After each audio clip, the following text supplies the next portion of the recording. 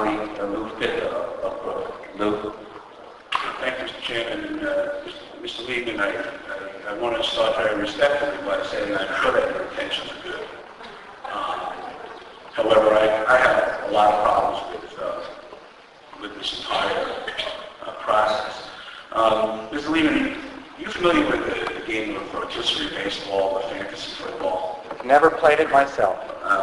It strikes me that the person who designed this is a fellow fantasy football fan. Because I think what you've done here is taken a variety of statistics and attempted to quantify them into a single rating that doesn't necessarily reflect what actually goes on in the field.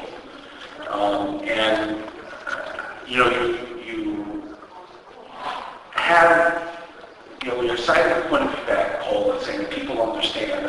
I dare say that if parents were here in this room and heard your explanation, those poll numbers would probably flip from 75 to 25. Because quite frankly, people want to believe that they understand something that they're being told is a simple quantification. But you can't quantify simply all of the things that go on in a school based upon a formula like this and come up with a single letter grade and really say that in fact reflects what's going on in the real world. It just doesn't work. And I think that people like to hang their hat on something really simple, say, oh, my school got a B. I understand it and I'm happy.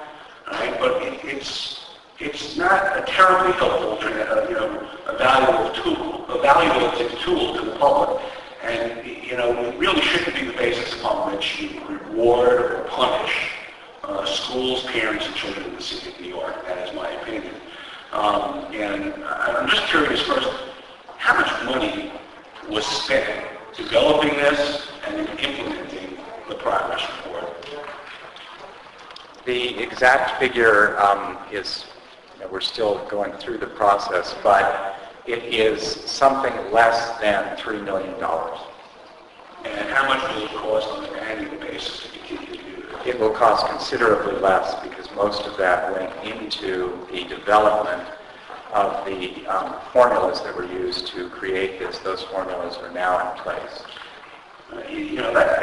That's a substantial sum of money, and it's going to continue to repeat at some level. I imagine it's substantially less, so I guess it'll probably be, another $1 million a year. And I wish we could just teach and instead of constantly, rearranging the deck chairs here. It just, let's get back to basics, give our kids some culture, reduce class size, those kind of things that we know that work. Instead of constantly going through these enormous exercises, the formula that they just handed out. Ladies and gentlemen, you have to stop waving your hand. Seriously. This formula is not transparent.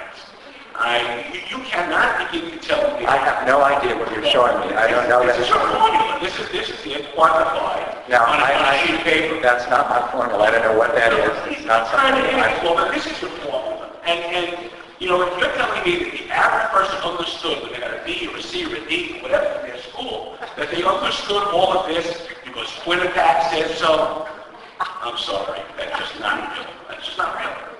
Now, I want to go back to the school closing question just briefly because having seen the process by which DOE closed 2 high schools in my district over in the South Shore, and I see that Canarsie got an F, so I'll say here right in this room, there's no doubt in my mind that DOE has an agenda to close Canarsie High School coming down the road. I'm just a little concerned about how this all applies. In your January 07 document on this, and even today, in your PowerPoint, you said that when a school gets a D or an F, it goes through a 4-year cycle of target setting, leadership change, more target setting, and then if progress is not made, then possible schools closing or restructuring.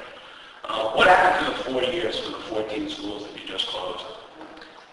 As I stated in my testimony, the Chancellor and the SLT, the senior leadership team, retain not only the authority but the obligation to step in, this is by law, whenever there are examples of severe educational failure. Kids are in those schools that are failing year in and year out, and they can't wait, we can't wait to close those schools until we decide that some number of years has passed. When there is severe educational failure, as the Chancellor has done since he came into office, it is his responsibility, and of course Chancellors did the same thing before, to step in and take the steps that need to be made to solve the problems at those schools. So the progress report consequences process did not in any way take away the Chancellor's discretion and responsibility to step into those schools.